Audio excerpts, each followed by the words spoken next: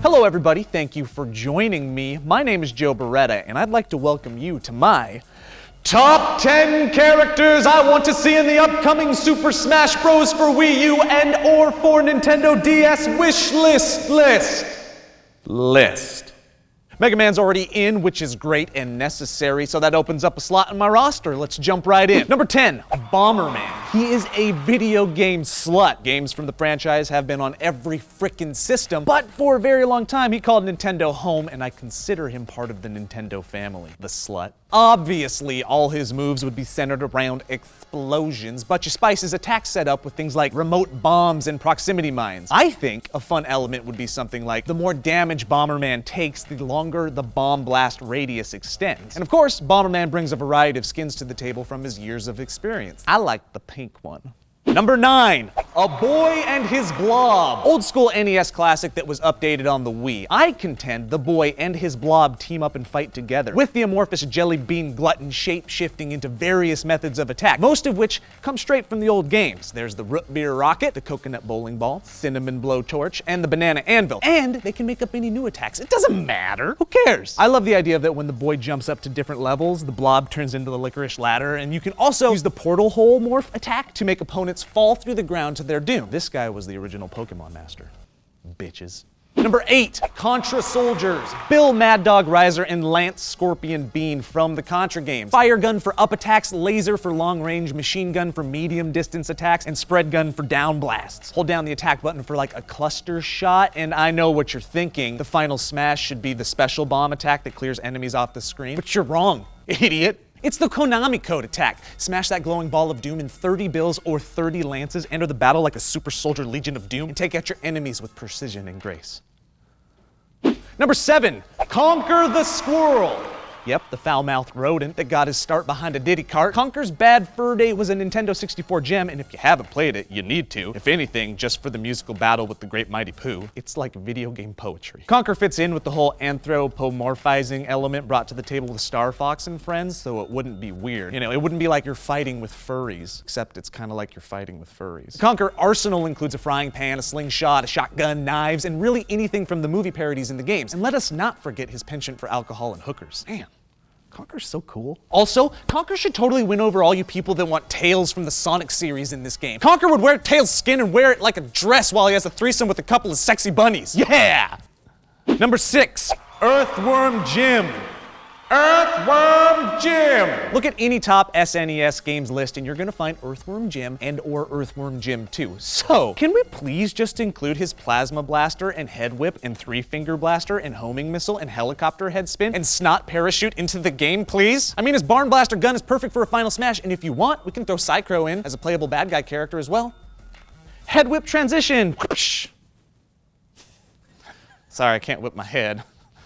Normal transition. Number 5, Demise. Admittedly, I wasn't a big fan of Skyward Sword. Sorry, but the boss battles were a massive positive. Super creative, and I loved the last battle with Demise. I want him in the game so bad. He's so dark and formidable with his massive stature and fire hair. Easily my favorite character design from any Zelda game. What he lacks in speed, he'd make up for with heavy sword attacks. For Smash, the developers could allow control over some fire and lightning elemental attacks, and his final smash would be so dope. He'd lift that colossal black sword into the air and lightning would rain down from the heavens and they would charge the blade, and then he'd just go berserk on all the weak, fragile, pathetic video game asses surrounding him. Put him in the game, please. Number 4, Robo. As some of you know, my favorite game ever is Chrono Trigger, hands down, because it's the best game ever. Duh.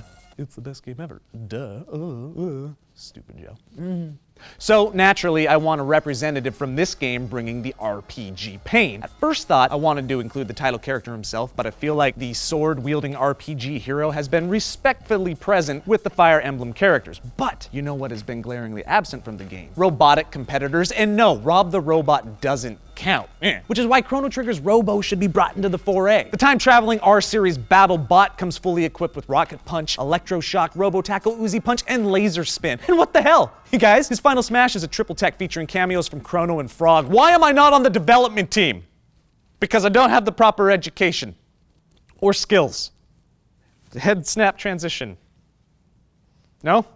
Normal transition. Number 3, Simon Belmont. Not only is he a Nintendo icon, but he's also a member of the Captain N team, and Pit and Mega Man are already oiled up and rolling around in the battle orgy, so leaving Belmont out this time would be dumb.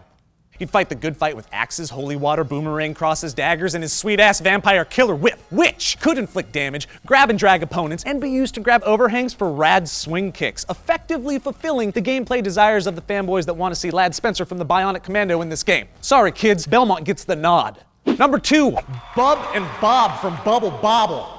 The inclusion and very high placement of the classic Double Bubble Dragon Bros on this list may partially be because they're, the headliners of one of my favorite games from all time. But stick with me, they're perfect for the Smash universe. Their Stegosaurus-like exteriors are perfect for close combat with tail whips and headbutts and butt drops, but they also provide interesting opportunities for projectile attacks. I said projectile, weird, but we're gonna move on. Fireball attacks and lightning bubbles exist in their attack repertoire already, and there's also an interesting opportunity for an awesome risk/reward attack. Okay, let's say there is a close projectile charge attack where they utilize their trap bubble to encase an opponent in a floating trap.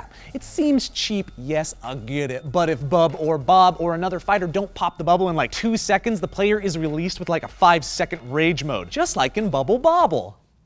You see, they add interesting mechanics to the gameplay, and if I haven't sold you yet, the final Smash is the friggin' bust-a-move bubble launcher that you get to control and shoot at defenseless opponents for knockouts. Oh man. And their inclusion opens the door for a variety of crazy items that could pop up during battle, like the cross that fills the screen with water. Blah, blah, blah, blah, blah, blah. They could be like a duo player like the Ice Climbers are, or they could just be like brothers that you play separately, different skin options. I don't know, just put them in the game.